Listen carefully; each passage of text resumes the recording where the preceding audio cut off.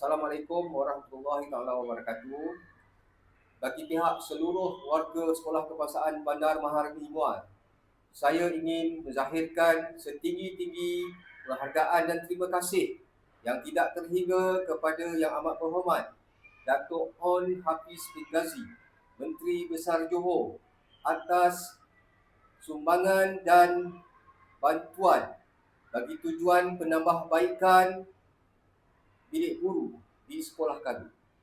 Keprihatinan Yang Amat Berhormat Datuk terhadap kebajikan para pendidik di negeri ini amatlah kami hargai. Semoga sumbangan ini menjadi amal jariah yang berterusan dan membantu transformasi pendidikan di sekolah kami. Terima kasih, MB Johor.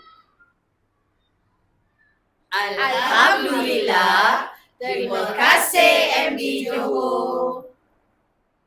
Di atas bantuan bilik guru sebanyak 5,000.